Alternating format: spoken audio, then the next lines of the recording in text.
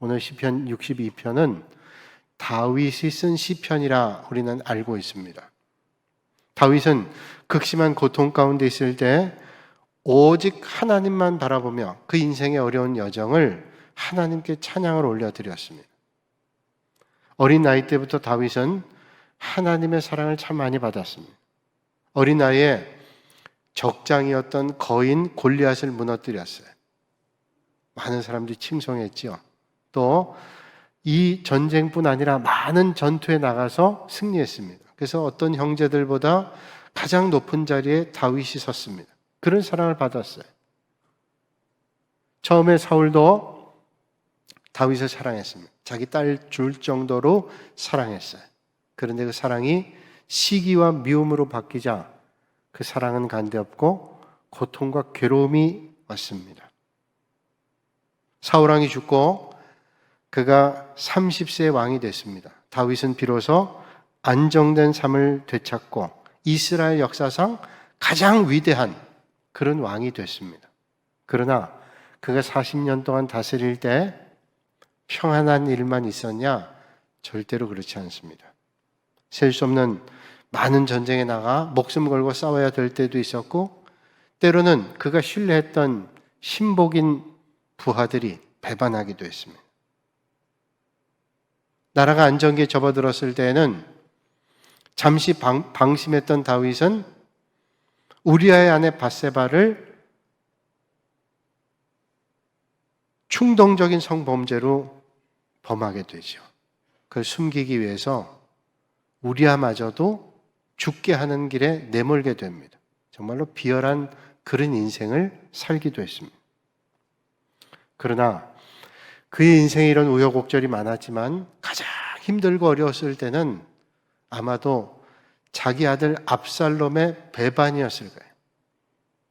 자식이 아버지를 배반하고 죽이겠다고 혈안됐을 때 그것처럼 고통스러운 일이 없었을 겁니다.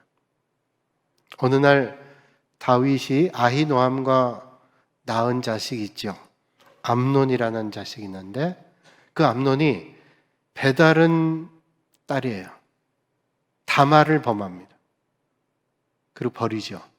이 일을 가지고 다말과 같은 뱃속에서 태어난 압살롬이라는 자식이 암논을 죽입니다. 그야말로 왕자의 난이 벌어졌어요. 암논을 죽인 압살롬은 그 길로 도망하여 3년 동안 망명생활을 합니다. 아버지 다윗은 노여움이 컸겠죠. 그러나 압살롬도 자식이에요. 3년쯤 지나니 압살롬에 대한 노여움이 좀 사라졌습니다.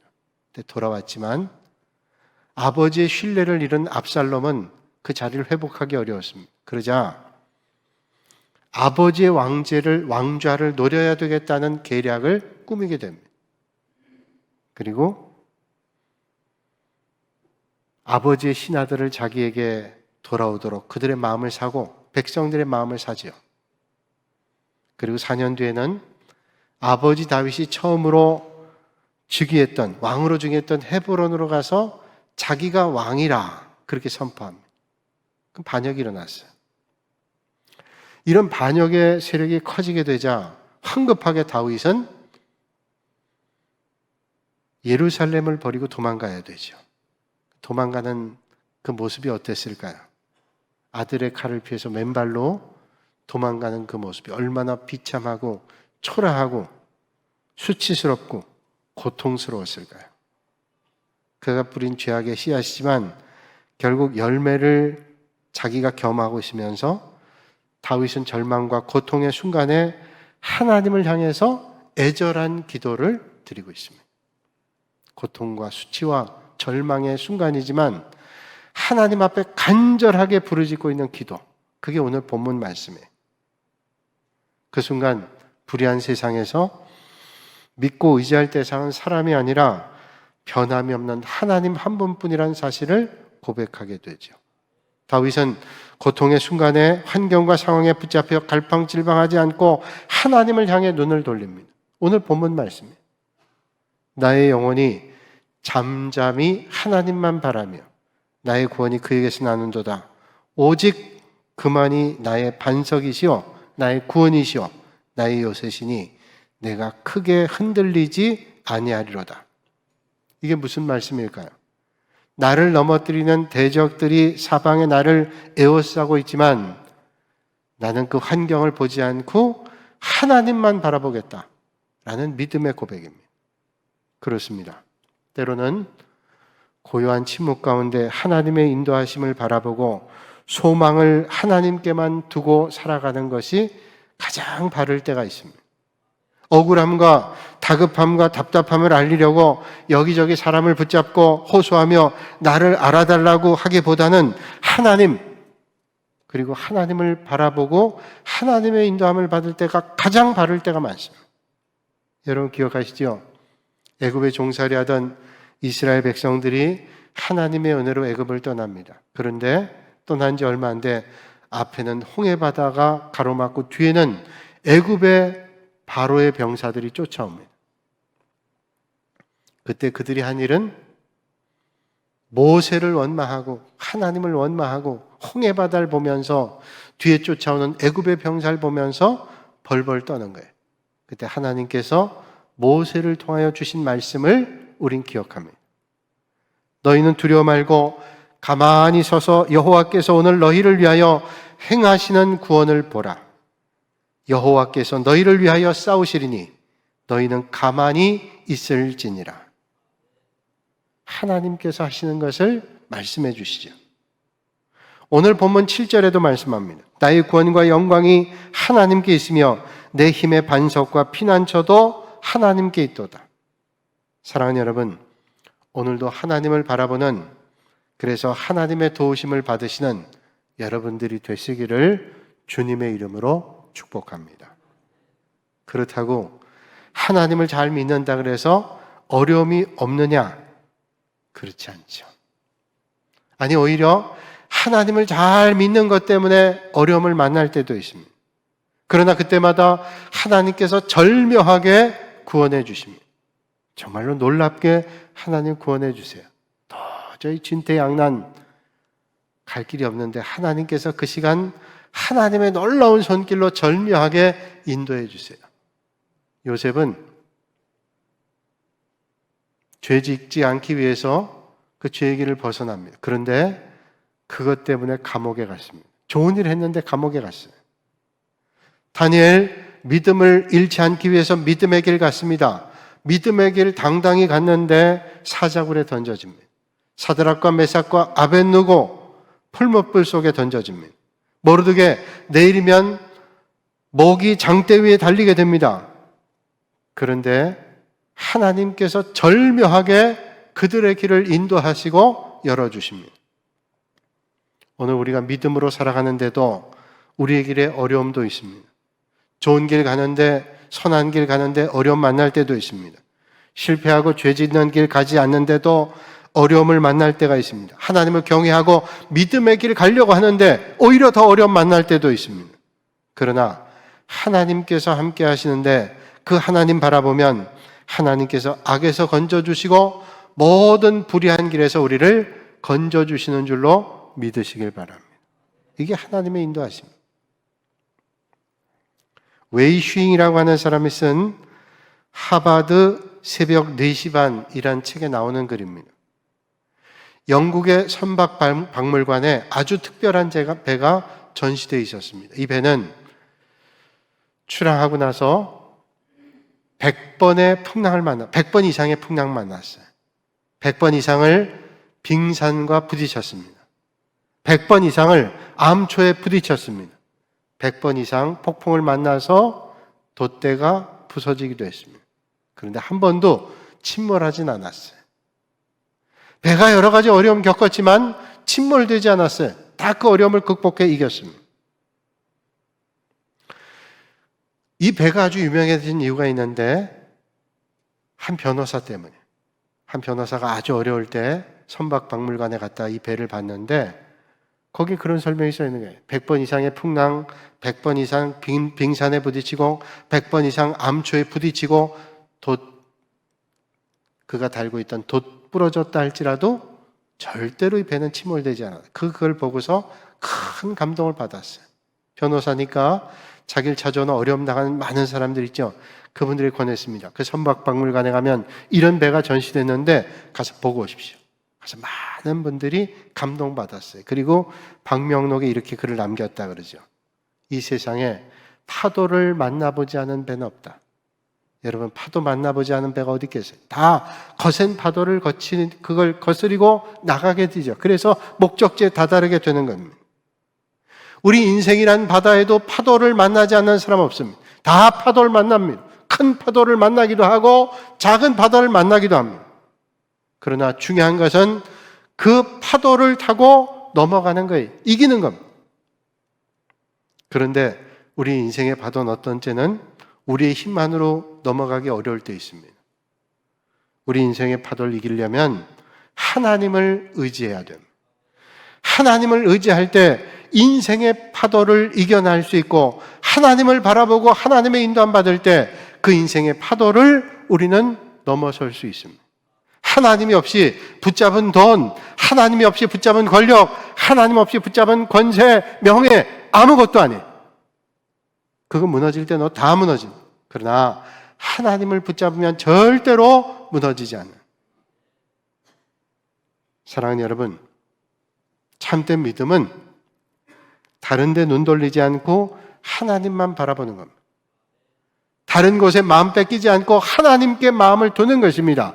그럴 때 하나님께서 우리를 붙잡아 주셔서 하나님의 역사 앞에, 하나님의 놀라운 은혜 앞에 쓰임받게 되는 줄로 믿습니다. 오늘 시편 62편 1절과 2절에 말씀하죠. 나의 영혼아, 영원히 잠잠히 하나님만 바라며 나의 구원이 그에게서 나는도다. 오직 저만 나의 반석이시오, 나의 구원이시오, 나의 요새시니 내가 크게 흔들리지 아니하는도다. 그렇습니다. 평생 하나님만 의지해야 됩니다. 잠깐이라도 마음 놓으면 안 됩니다. 사람 의지해도 안 되고 권력 의지해도 안 되고 돈 많이 벌었다고 방심하지도 말란 말씀입니다. 왜냐하면 문제가 올 때 하나님께서 우리를 도우시지 돈과 권세와 명령이 착각하는 거예요. 하나님의 능력이 우리를 붙잡아 줍니다. 하나님만이 나의 피난처요, 나의 반석이요, 나의 요새요, 나의 구원이십니다. 우리 인간을 구원하시는 그 하나님의 은혜를 붙잡아야 됩니다. 그러므로 하나님께 소망을 둔 사람은 하나님만 바라봅니다. 나의 영혼이 잠잠히 하나님만 바라라. 물은 나의 소망이 그로부터 나온다. 나의 소망이 하나님께로부터 나옵니다.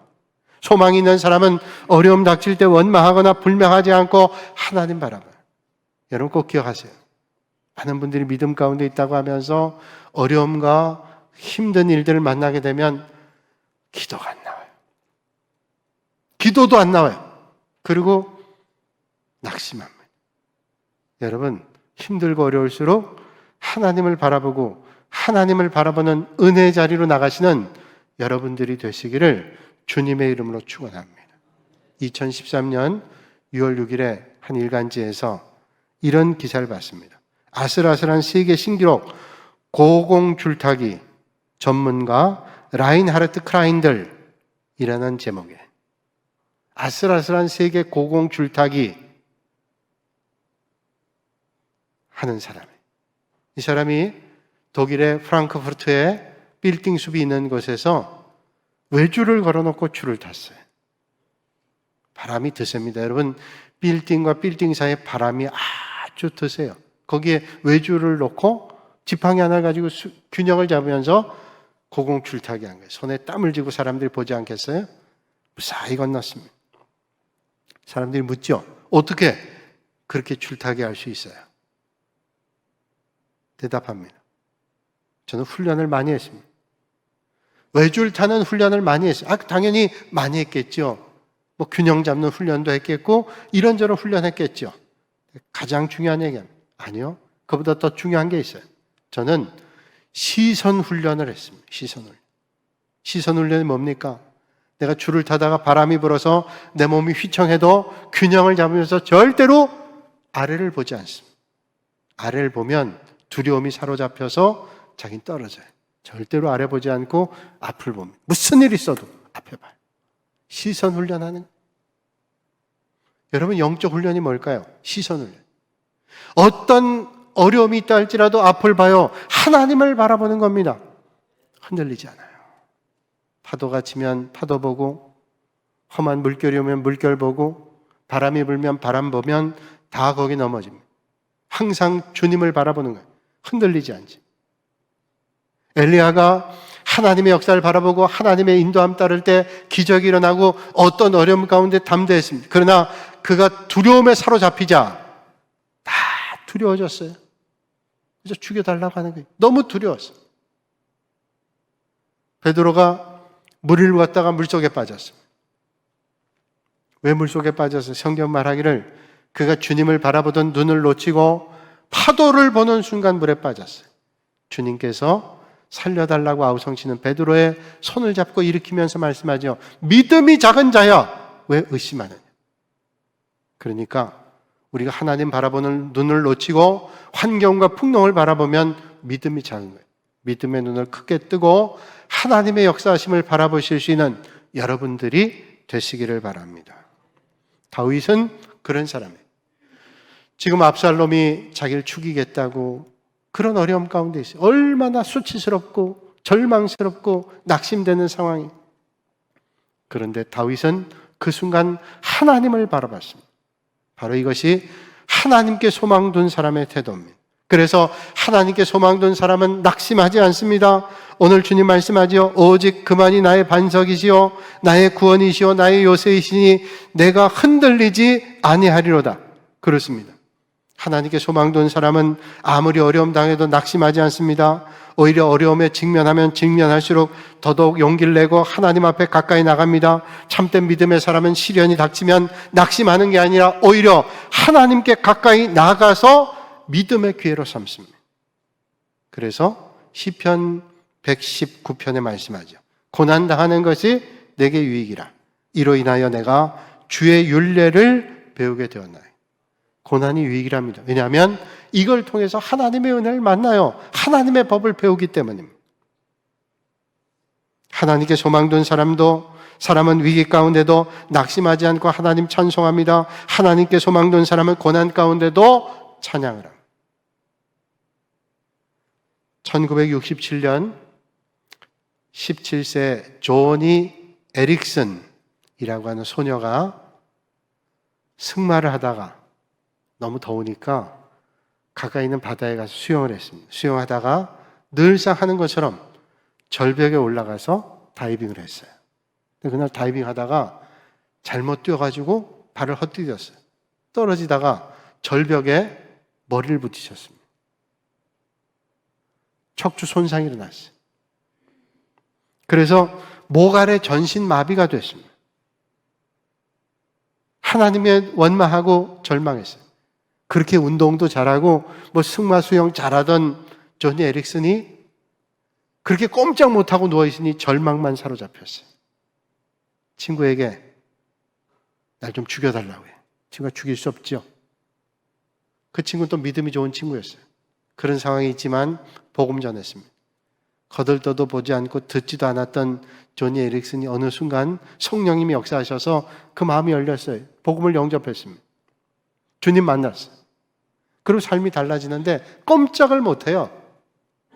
그러다가 깨달으면 내가 꼼짝 못하지만 그래도 하나님께서 나를 이 땅에 보내주신 데는 뜻이 계신데 내가 뭘 해야 될까 하다가 입은 움직일 수 있으니 입에다가 볼펜을 물고 그림을 그렸어요. 그가 그림 그려서 그림책을 낸 게 40권이 넘는다 그래요. 근데 그가 그림 그릴 때 그 그림 그리는 펜이 페이퍼 메이트라고 하는 질레트 컴퍼니의 볼펜이에요. 그 우연히 그걸로 그렸는데 그리고 나면 꼭 이 사람은 그리고 난 다음에 PTL이라고 하는 이니셜 썼습니다. 조니 에릭슨이라는 이름의 이니셜이 아니라 PTL이에요. 사람들이 묻죠. PTL이 뭐냐? Praise the Lord. 주님 찬양합니다. Praise the Lord. 주님 찬양합니다. 이걸 꼭 썼어요. 사람들이 자연스럽게 그 에릭슨의 그림을 보면 PTL을 보게 되고 저 사람 하나님 찬양한다. 모르는 사람은 이게 무슨 말이냐? 하나님 찬양한다. 알게 되죠. 하나님을 다 찬양하는 거예요. 또 페이퍼 메이트라고 하는 볼펜 가지고 그림 그리니까 사람들이 저 볼펜이 그림 잘 그려지나 보다 궁금한 마음 가졌어요. 이 광고가 잘 돼서 볼펜 잘 팔렸습니다. 질레트 컴퍼니에서 이분에게 뭔가 상을 줘야 되겠다 생각해서 찾아가서 얘기했어요. 당신을 평생 우리 회사의 직원으로 쓰고 싶습니다. 또 당신 그림을 광고에 내고 싶습니다. 평생 먹여 살리겠다는 거 아니에요. 꼼짝 못하고 노는 얼마나 감사하니. 근데 에릭슨이 그 질렛 회사에 이런 주문을 했다면, 제 그림 쓰고 뭐 이런 거 너무 감사합니다. 그런데 꼭 그림 밑에 PTL 꼭 넣어야 돼요. 이거 안 넣으면 안 됩니다. 꼭 이거 넣어야 돼요. 오케이, 넣겠다고. 그래서 그 사람의 그림과 광고가 나가는 곳에는 Praise the Lord, 주님을 찬양합니다 라는 문구가 항상 새겨졌다. 여러분, 때론 만난 고난, 겪고 싶지 않은 어려움, 그게 축복의 터널이 될 때 있습니다. 하나님 바라보며 고난 터널을 지나면 반드시 영광의 세상이 있습니다. 믿음은 고난 가운데도 영광의 나라를 보는 거예요. 사랑하는 여러분, 어떤 자리에 있다 할지라도 영광스러운 하나님의 나라를 바라보시고 하나님을 바라보시며 하나님께 소망을 두시는 여러분들이 되시기를 주님의 이름으로 축복합니다. 여러분, 개구리 아시죠? 개구리는 눈이 좀 튀어나와 있어요. 근데 개구리 어떤 데 가만히 보면 가만히 있어요.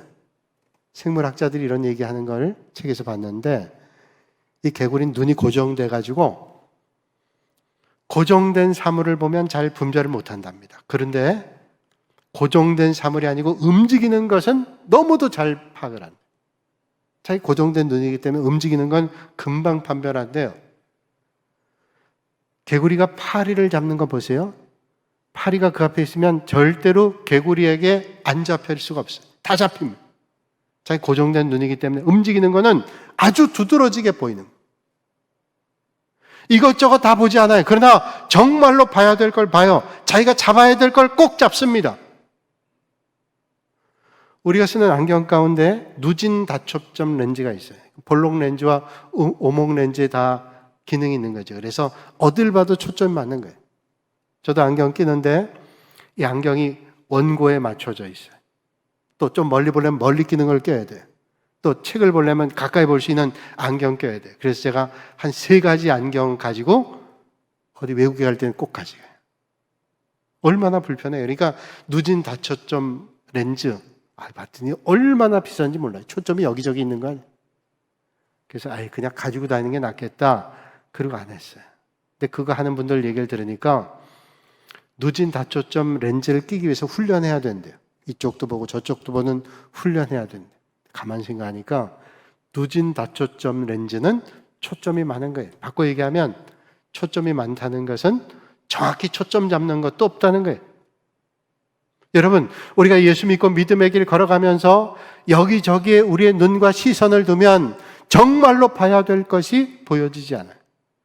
여기저기 보느라 영원한 하나님 바라보는 거 놓치지 않고 하나님을 바라봐 하나님의 인도하심을 놓치지 않은 여러분들이 되시기를 주님의 이름으로 축복합니다. 이것저것 다 보는 눈 아니라 우리의 소망 되시는 하나님만 바라보세요. 예수님 바라보는 영적 눈이 밝은 여러분들이 되시길 바랍니다. 진정한 소망은 내게 있는 게 아니라 주님께 있습니다. 비록 이 세상이 흔들리고 출렁거린다 할지라도 우리의 눈을 하나님께 고정하고 소망 둘 때 하나님이 역사하시는 역사를 보시게 됩니다. 사랑하는 여러분, 여러분은 어디에 소망 두고 계십니까? 하나님께 소망 둔 사람은 세상만 바라보지 않고 하나님을 바라봅니다. 어려움 닥쳐도 좌절과 낙심하지 않고 더 나아가 인내함으로 역경을 이기고 믿음으로 승리합니다. 오늘 저와 여러분들의 인생길에 하나님만 바라보심으로 하나님의 역사를 때마다 경험하시는 저희들 여러분들 모두가 되시기를 주님의 이름으로 축원합니다.